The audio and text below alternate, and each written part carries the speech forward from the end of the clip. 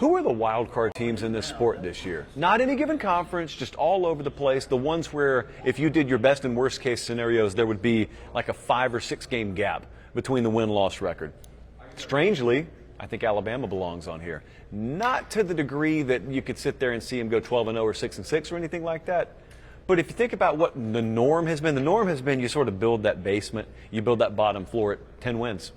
And it's a good reason, because they haven't been below that since 2008, I want to say it is. Stats and Info can check me on that. Now, all of a sudden, Kalen DeBoer's there, and a lot of us think that he'll do good in time. I have said several times, and I'll say one more time, I've actually, ironically, got the most questions about his team this year than I think I will down the road, which is weird because he takes the baton from a legend.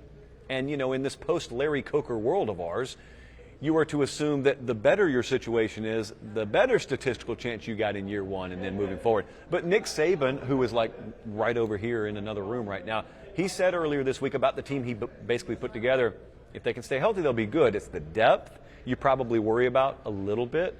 And, you know, the whole Jalen Milroe, does he mesh? Do they get as much as you hope they can out of the offense? Do they have difference makers up front? Can the secondary be retooled?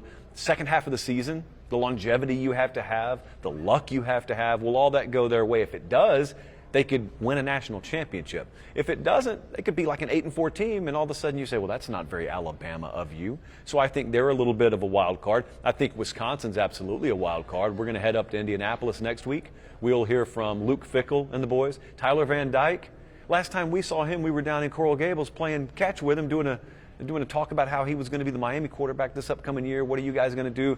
Well, it didn't work out, and they turned the ball over too much. So now he's up there. Frankly, if they do that again, Wisconsin won't be anything to write home about this year. If he is a better player, if they find a way to squeeze more, I've been using the whole sponge metaphor a lot lately. If they squeeze the sponge and a lot more comes out, then you of course, have the normal year 1 to year 2 progression under elite head coaches. Luke Fickell is one that you would expect. And so Wisconsin, they play Alabama early in the year. You see the schedule, or Colin showed you the schedule, I think, a second ago. You see what they have. And there's some games on there that you would pencil in as losses that all of a sudden, if you were to turn the corner on a lot of the tangible things that they fell short in last year, they could be one of those. And then if they were one of those, the age-old talking point on this show has been, do we finally get a healthy Tier 2 in the Big Ten? Wisconsin's not going to be at the head table this year. But if they were even a Tier 2 team, it'd be a welcome relief, because you've had some Tier 1.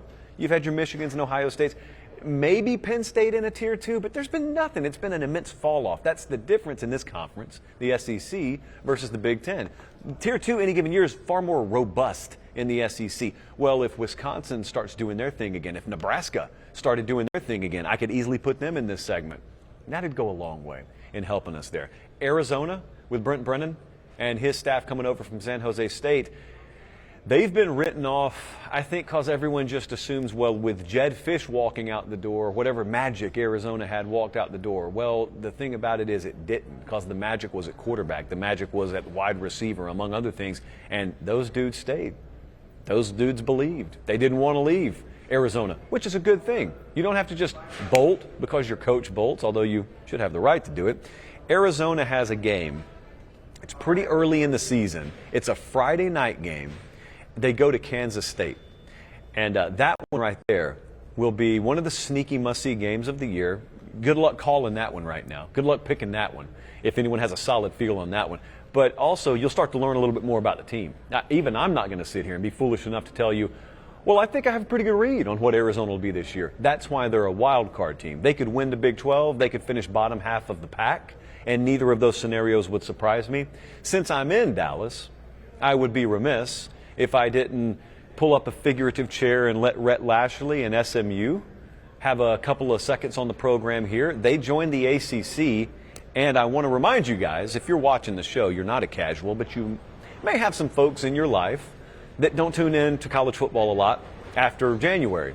For instance, I was at the downtown YMCA last night, and some guy just then found out that Nick Saban's not at Alabama anymore.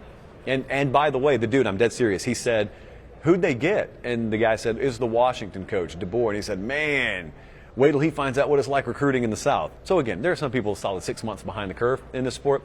So my question to you is, do your friends in your social circle, does your family, do your loved ones know that SMU is actually a Power 4 team now? Are they aware that SMU is playing in the ACC? And let me speak a little lower here. Were all of you aware of that? It's okay if you weren't. We don't call each other out here publicly. We do privately.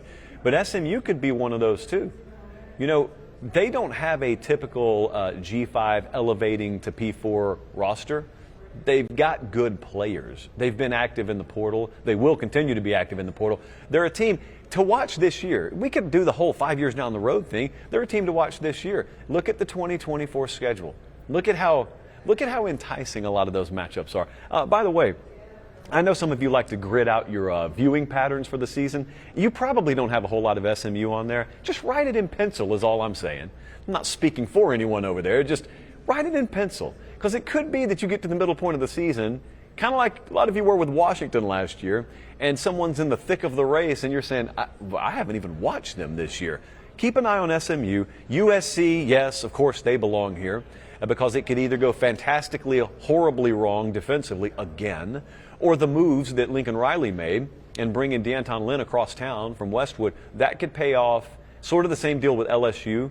Even though there's not massive overhaul personnel-wise, you just hope the staff upgrades equal an upgrade in production. You're not going to be elite, but you just hope to be better. If they're that, USC could be a contender in the Big Ten. They should be a contender in the Big Ten.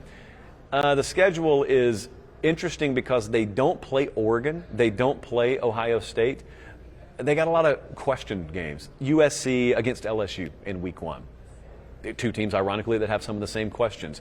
When they go to Michigan, do we fully know that Michigan will just be what they're supposed to be? They got Wisconsin, they got Penn State, so like a lot of that, where there are questions on the USC side, they could just as easily say, yeah, but there are questions on the other side, and I'd have to go, yeah, that's what makes you a wild card team. And LSU is another wild card team. Since you see them on the schedule there for USC, LSU is an absolute wild card team. Over/under win total, we've been looking at this for a while now. The over/under win total has kind of fluctuated for them, and I've thought the expectation level may be a tick too high based on the amount of question they have, but I could be wrong about that as well. You get your expectations built up in June and July about every team in college football of note, and then you watch them in week 1, and it's like someone reaches through the TV screen and grabs your shoulders and shakes you, and you're like, whoa, that's not the way I pictured them. So maybe that's LSU, but their over/under win total is 9.5. And that's lofty. That's like Tennessee, that's Alabama, that's Missouri, that's Ole Miss. That's the neighborhood they're hanging out in. And when you got questions up front defensively, like they have, then that makes you a wild card team. Because you can be 10-2 and you can be 6-6, and I don't certainly think I lean towards the latter there. But those are some of the wild card teams. That's not an exhaustive list, because I'm pretty sure you guys could go like another dozen deep on those and probably get me to mostly agree with you.